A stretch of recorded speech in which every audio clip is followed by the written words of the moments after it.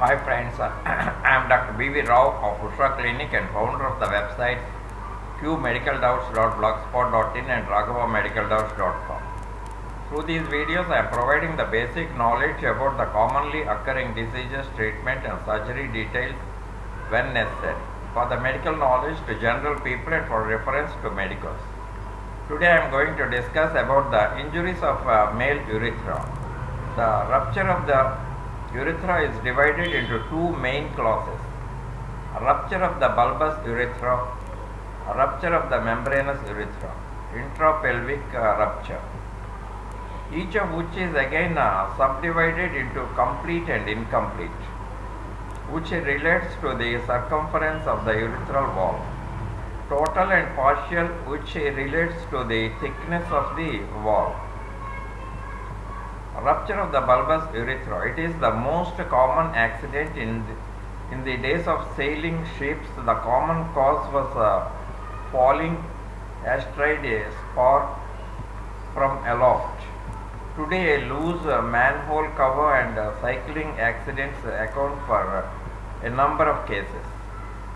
Clinical features: urethral hemorrhage, a perineal hematoma, and retention of urine. Preliminary treatment: the patient is asked not to pass urine. No attempt should be made to catheterize him until he is fit to be taken to operation theatre, where asepsis can be assured and operation can be undertaken. In necessary cases, morphine is given in a suitable dose. Chemotherapy is started when the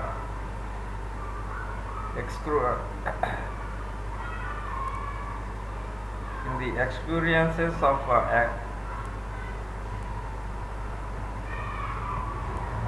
the bladder is full.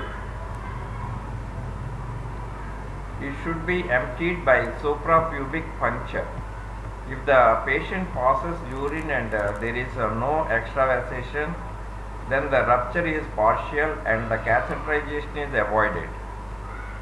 Treatment: an attempt is made to pass a plastic cowed catheter under strict aseptic conditions. The roof of the urethra is the most likely part to be intact, so the beak of the catheter should be directed towards this.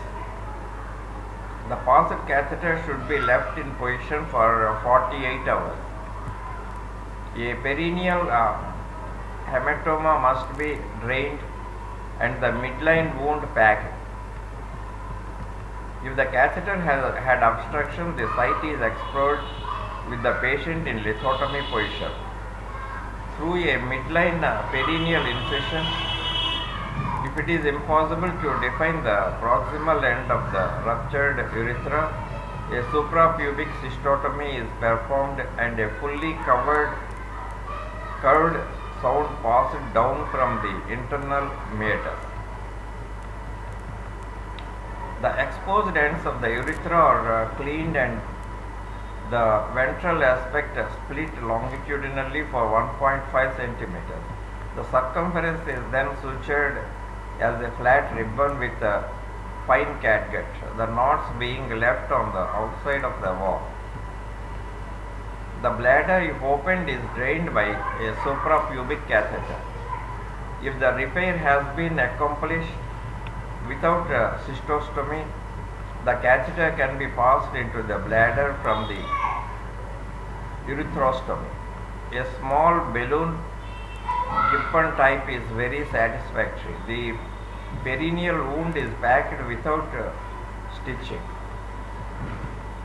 After treatment, the course of the chemotherapy is continued until healing is complete. The urine is recultured after a week.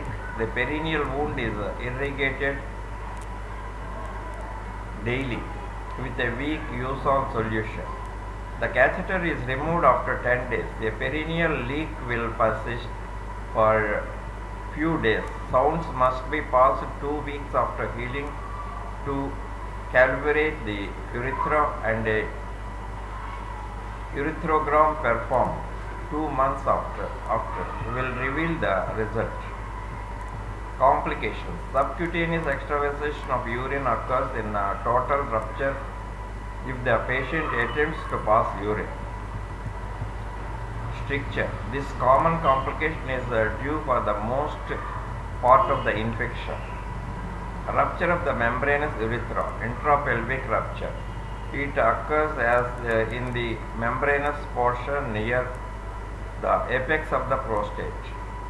It is a complication of fracture of the true pelvis or dislocation of the symphysis pubis. Few cases of fractured pelvis are complicated.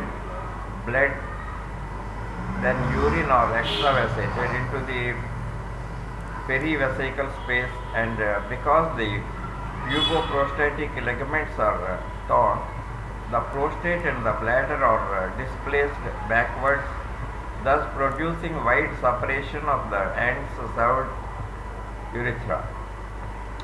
Clinical features. Signs of shock prevail for a few hours. Fractured pelvis are also present. Urethral hemorrhage is trivial in amount or absent. Often it is only when the patient has not passed urine since the accident and hypogastric pain increases, that sign of rupture of the urethra becomes manifest. On abdominal examination, an ill-defined swelling is felt in the hypogastrium, usually more in evidence on one side than the other.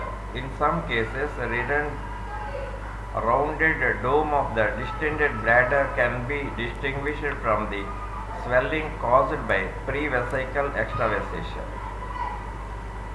Per rectum, the prostate cannot be felt. Area is occupied by it is tender and unsupported. Investigations. Radiograph. Fractures involving the symphysis pubis rami may be associated with a ruptured urethra.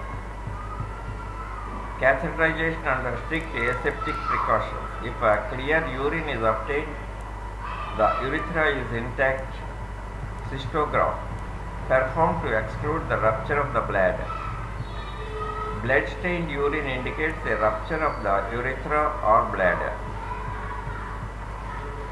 One should be mindful lest the withdrawal of the few ounces of blood-stained urine from the prevesical space be mistaken for an entry into the bladder. Careful installation of 10 ml of weak hypic solution with further radiograph will assist the diagnosis. Treatment of ruptured membranous urethra. Surgery is the choice of treatment. Blood loss is corrected and other injuries are managed. The first step of operation is to make a suprapubic incision which opens the prevesical space. After this only it is possible to distinguish with certainty between an extraperitoneal tear of the bladder and an intrapelvic rupture of urethra. The guiding rule is if the bladder is even moderately distended, the lesion must be situated below the vesical sphincter. Thus, the diagnosis of intrapelvic rupture of the urethra is confirmed. Direct suture of the membranous urethra is impracticable, yet it is imperative to bring into direct apposition the widely separated ends of the urethra. Therefore, the bladder is opened suprapubically and a metal bogie is passed through the internal meatus to the seat of the rupture. A second meatal bogie is passed from the external urinary meatus. The two bogies are manipulated till their tips touch.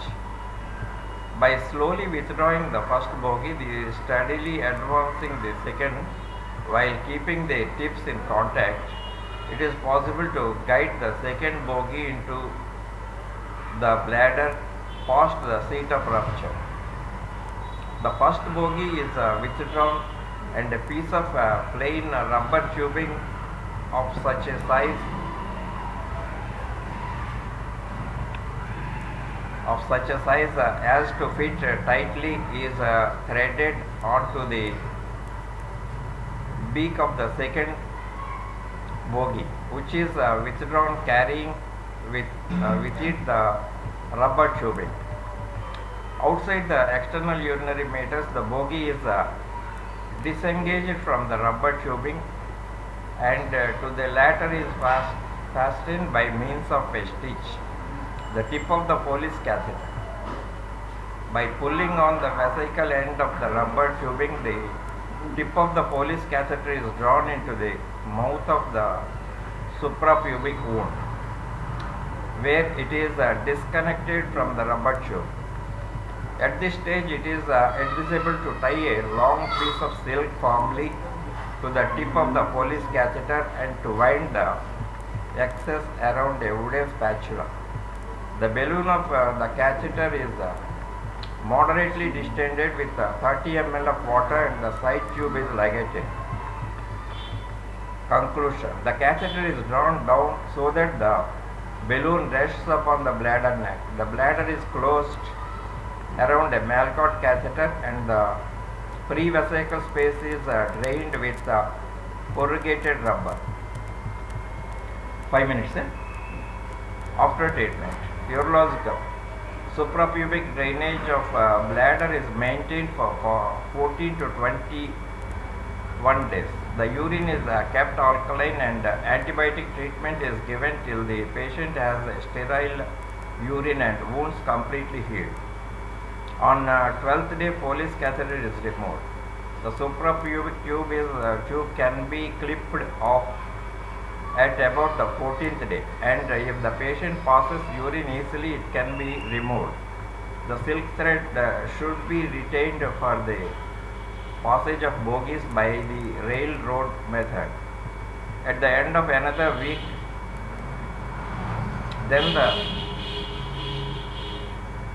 then it should be removed unless the insertion of another catheter becomes necessary. Orthopedic problems may be managed by accordingly. That's all about the injuries of the male urethra, and in the next video I will discuss about some other disease. Thank you.